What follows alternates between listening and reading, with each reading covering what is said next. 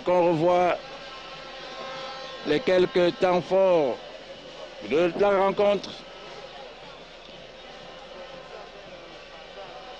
Avec cette frappe, sûrement la meilleure action de cette rencontre, cette frappe soudaine de Murajiri Akizimana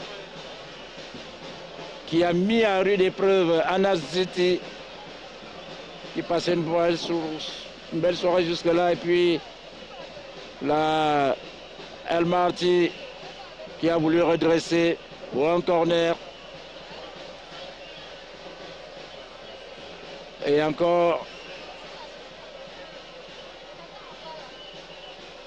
cette folle chaussée de Fidma Obolenga, coupée net par Abdelmoun Boutouil.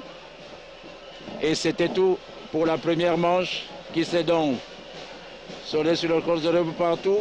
Et dès la reprise, frappe de Ayoub Al-Kebi, le capitaine, et renvoi de Olivier Cuisera.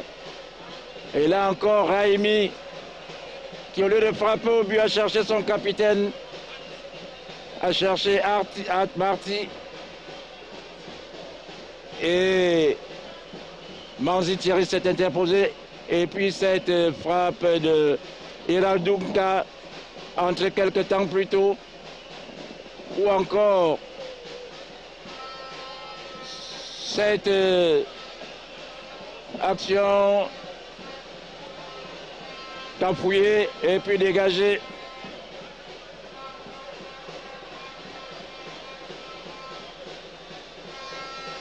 Et c'était le dernier coup franc mis au-dessus par Sofiane Bouftini.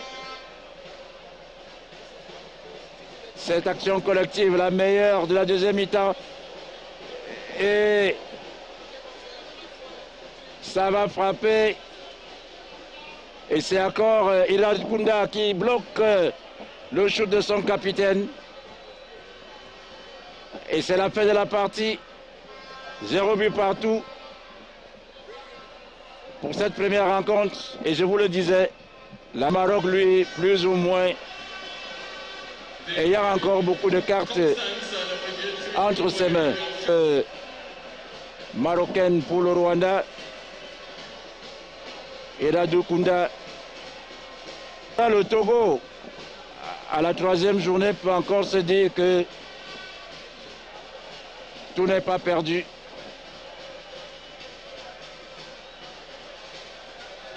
Ne compte qu'un but jusque-là.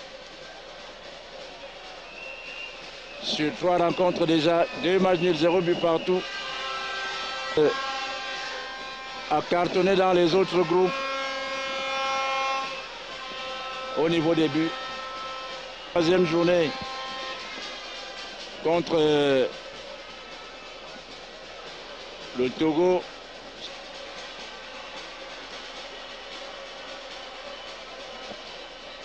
Et que l'homme du match, Abdelkarim Badi, reçoit son trophée.